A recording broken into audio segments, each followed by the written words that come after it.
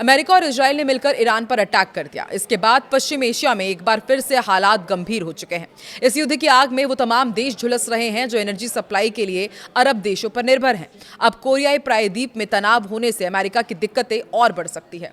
नमस्कार, मैं हूं आकांक्षा और आप देख रहे हैं न्यूज 18 का डिजिटल प्लेटफॉर्म। ईरान वॉर अभी तक समाप्त नहीं हुआ है, पर एक और क्षेत्र में तनाव की आहट ने खलबली मचा दी है। कोरियाई प्रायद्वीप से बड़ी खबर सामने आ रही है। दक्षिण कोरिया का कहना है कि उत्तर कोरिया ने मिसाइल दागी है।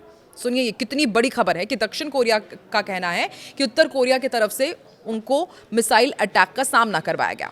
अल अरबिया की माने तो नॉर्थ कोरिया ने एक या दो नहीं बल्कि 10 मिसाइलें दागी है।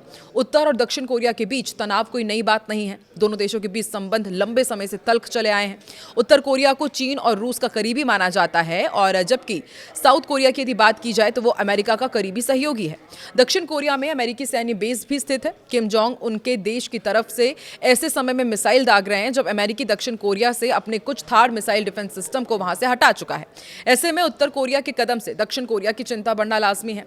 रिपोर्ट के अनुसार नॉर्थ कोरिया ने समंदर की तरफ मिसाइल दागी है।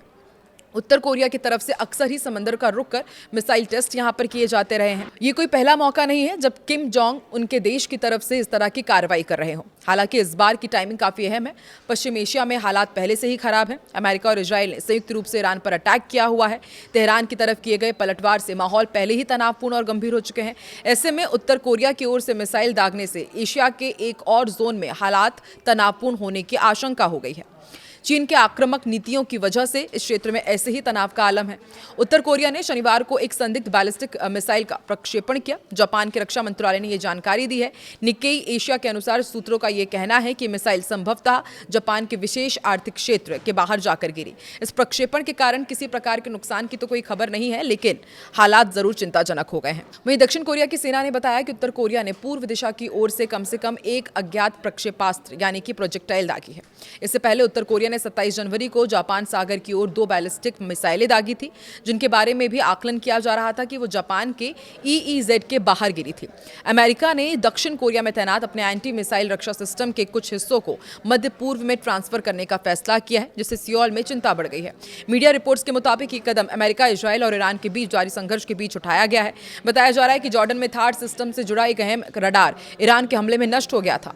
ये सिस्टम साल 2017 में उत्तर कोरिया के परमाणु और मिसाइल खतरों से बचाव के लिए दक्षिण कोरिया में तैनात किया गया था। इस फैसले से दक्षिण कोरिया में विरोध प्रदर्शन शुरू हो गए हैं, जबकि चीन ने इसे क्षेत्रीय अस्थिरता बढ़ाने वाला कदम बताया है।